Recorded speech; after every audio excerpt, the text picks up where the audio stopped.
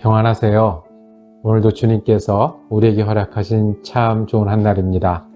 우리와 동행하시는 그리스도로 말미암아 따뜻한 한날 되기 축복합니다. 기도하며 시작합니다. 사랑으로 언제나 우리를 돌보시는 주님의 이름을 찬양합니다. 우리가 부족하고 주님을 바라보지 못할 때도 우리에게 좋은 것으로 선한 길로 인도하시는 주님께 감사를 드립니다. 오늘도 광야에서도 물을 찾을 수 있고 사막에서도 길을 얻을 수 있는 예수 그리스도와 함께하게 하여 주시옵소서. 그래서 우리가 바쁘고 분주한 가운데 주님으로 인해 힘을 얻게 하여 주옵소서. 병상에서 주님으로 인해 소망을 얻게 하여 주옵소서. 우리가 무엇을 하든 어디에 있든 주님의 사람임을 기억하고 순종하는 한 날 될 수 있도록 은혜 내려 주시옵소서. 우리 예수 그리스도 이름으로 기도드립니다. 아멘. 오늘 우리가 함께 읽으실 성경 한정은 구약성경 민수기 28장과 29장입니다. 그 중에 28장 1절, 2절 말씀을 받들어 읽습니다. 여호와께서 모세에게 말씀하여 이르시되 이스라엘 자손에게 명령하여 그들에게 이르라. 내 헌물, 내 음식인 화제물, 내 향기로운 것은 너희가 그 정한 시기에 삼가 내게 바칠지니라. 아멘. 함께 읽으신 민수기 28장 9장 말씀을 중심으로 예배법의 하나님이라고 제목을 정하고 은혜 나누기를 원합니다. 민수기는 말 그대로 백성을 세는 이야기입니다. 민수기 끝에 광야 생활 이제 40년이 다 해가는 이때에 백성들의 숫자를 다시 세도록 하셨습니다. 60만이 넘는 숫자가 있다는 것을 헤아리게 하신 뜻은 이제 가나안으로 들어갈 때가 되었기 때문입니다. 군사들을 준비하고 여호수아에게 지도력을 위임하고 이제 새로운 세대가 가나안으로 들어가기를 앞두고 있습니다. 그러면 하나님께서는 이제 무엇을 당부하실까요? 다시 제사 이야기를 합니다. 다시 번제를 어떻게 드려라. 다시 양을 어떻게 잡아라. 다시 절기를 어떻게 지려라. 예배하는 이야기를 합니다. 그래서 28장과 29절은 이 작게 모아놓은 이 레위기 같은 분위기가 납니다. 매일 예배는 어떻게 드려라. 아침과 저녁으로. 안식일을 잘 지켜라. 초하루에 모여서 예배해라. 6월절 예배 말씀하시고 77절 맥주감사절이라고 하죠. 77절 예배 말씀하시고 대속절과 장막절 지켜라. 이것이 대대로 이스라엘 백성이 하나님께 드려야 될 제사고 예배고 이스라엘 남자들은 1년에 3번씩 하나님 앞에 서는 제도가 되었습니다. 이제 가나안에 들어가는데 왜 하나님은 또 예배법을 반복하실까요? 왜 또 번제 이야기? 왜 또 안식일 이야기? 오늘 읽은 말씀처럼 내 헌물 드리는 거, 내게 음식 내는 거, 그리고 그 정한 시기에 지켜서 잘하는 거를 말씀하실까요? 우리가 하나님의 마음을 여기서 보기를 원합니다. 우리가 왜 자녀들을 기를 때 여러 마음이 있잖아요. 특별히 자녀가 계속해서 말썽을 부린다든지, 학교를 계속 안 가겠다고 하든지, 아니면 집을 자꾸 나간다든지 하는 자녀가 있으면 얼마나 속이 상하겠습니까? 그러면 부모가 어떻게 지도하겠습니까? 때로는 야단도 치고 때로는 무섭게 하기도 하겠죠. 그리고 때로는 달래도 보겠죠. 이건 이렇게 하는 거다. 저건 저렇게 하는 거다. 이렇게 하기를 원하는 거다. 이제 자녀 같은 이스라엘 백성들이 가나안 땅에 들어가면 당부하시기를 다시 예배인 겁니다. 다시 예배인 겁니다. 두 가지를 보기를 원합니다. 하나님은 예배하는 일을 그만큼 중요하게 여기시는 겁니다. 10가지, 20가지 가르치시고 인도하실 게 많이 있는데 제일 먼저 다시 한번 반복하시는 것, 매일 예배 드려라, 안식일 지켜라, 절기를 지켜라. 그만큼 하나님 앞에 나오는 일, 하나님을 만나는 절기, 그 시간을 정해놓고 하는 것을 중요하게 여기십니다. 그냥 넘어가도 된다? 그건 우리 생각이에요. 의미만 되새기면 된다? 그건 우리 편한 대로 하는 거예요. 바쁘면 잠깐만 하고 넘어가면 된다? 하나님은 이 일을 중요하게 생각합니다. 광야에서도 그랬고 들어가면 너희가 이 예배를 드리면서 사는 일이 매일 예배를 드리고 안식일을 지키고 절기를 지키는 일이 너무너무 중요하니까 꼭 그렇게 해야 돼. 그래야 믿음으로 살 수 있어. 그래야 순종하고 실천하며 살 수 있어. 그래야 한 마음으로 나라를 세울 수 있어.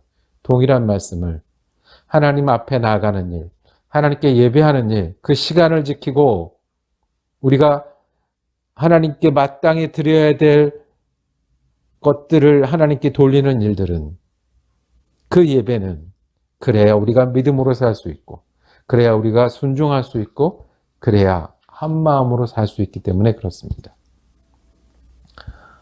하나님은 예배하는 일을 그때나 지금이나 중요하게 생각합니다. 또 하나는 하나님은 예배 시간을 지키고 정확하게 하고 제물을 준비하는 것은 물론이고 예배는 태도로 하는 겁니다. 내 헌물, 내 음식이라고 했습니다.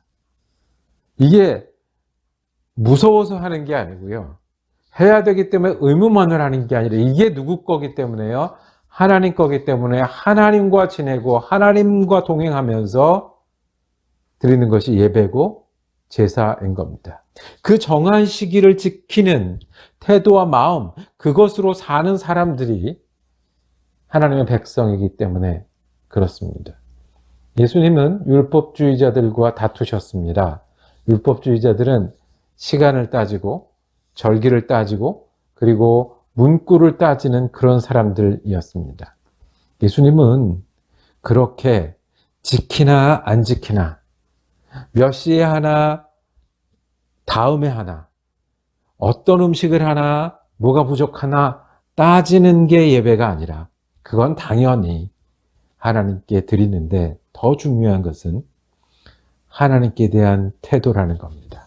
그래서 주일은 태도의 날입니다. 태도 없이 억지로 지키는 것이 아니라 이것이 하나님의 것이기 때문에 내 삶이 하나님의 것이기 때문에 내 마음이 하나님께 있기 때문에 그 정한 시기에 예배를 드리는 태도가 중요하다고 우리에게 말씀하셨습니다. 그래서 예배는 하나님과 동행하는 일은 태도입니다. 주일을 지킨다는 것은 몇 시 예배에 참석하는 것, 그 의미는 예수님과 함께 죽고 예수님과 함께 사는 날이기 때문에 그렇습니다. 예수님이 부활하신 날, 그 소망이 우리의 소망이라는 것을 기억하고 사는 태도가 중요하다고 말씀하십니다. 그래서 예수님은 안식일은 인자가 주인이라고 말씀하셨습니다. 예수님이 주인공이, 우리의 주인공이 되는 날입니다. 그리고 안식일은 누구를 위하여 있는 것이요? 사람이 안식일을 지키기 위해 사는 게 아니라 안식일이 사람을 위해서 우리가 하나님과 함께 주인공이 되는 날입니다. 예수님이 주인공이 되고 우리가 주인공이 되는 이 태도가 안식일을 지키고 그리고 절기를 지켜서 하나님 앞에 나가는 사람들이 가져야 될 태도입니다. 하나님은 이제 다시 가나안 땅에 들어가는 하나님의 백성에게 당부하십니다. 매일 예배, 안식일을 지키는 것, 절기. 그 뜻은 자주 보고 마음을 지키고 예수님이 주인공이 되고 우리가 주인공이 되는 그런 사람이 되기를 원합니다. 결과까지요. 주일이어서 좋고요. 예배에서 행복하고 예수 그리스도의 부활의 날이 내가 함께 부활의 소망을 갖는 날이어서 좋은 날인 거죠. 세상의 일을 멈추고 주님이 주신 기쁨과 함께하는 것이 예배고 안식일입니다. 날을 정하여 시간을 정하여 하나님께 향하고 거기서 우리가 죽은 행실이 회개하고 그리고 하나님의 힘으로 새롭게 되는 것이 예배고 안식일입니다. 하나님의 사람들은 예수님이 우리 주인공이 되는 사람들입니다. 그리고 하나님의 사람들은 우리가 예수님과 함께 주인공이 되는 날입니다. 다시 예배를 말씀하신 하나님의 뜻이 여기 있습니다. 기도하겠습니다. 주님, 우리가 하나님께 드리는 시간, 헌물, 날짜, 그리고 모든 것을 지키는, 그것을 우리도 귀하게 여기는 사람들 되게 하여 주옵소서. 그 중에 무엇보다 주님께 향한 마음, 주님이 우리의 주인공이 되시고 우리가 주님 때문에 함께 주인공이 되는, 주님과 함께하는 태도가 오늘 나의 태도이게 하시고 우리 일생의 믿음이게 하여 주옵소서. 우리 예수 그리스도 이름으로 기도드립니다. 아멘. 말씀 묵상 함께 할 수 있어서 감사했습니다. 수요일 저녁에는 수요 성경 공부 마가복음이 이어집니다. 내일 아침에는 마가복음 1장 묵상을 계속하도록 하겠습니다. 은혜로운 한 날 되시기를 축복합니다.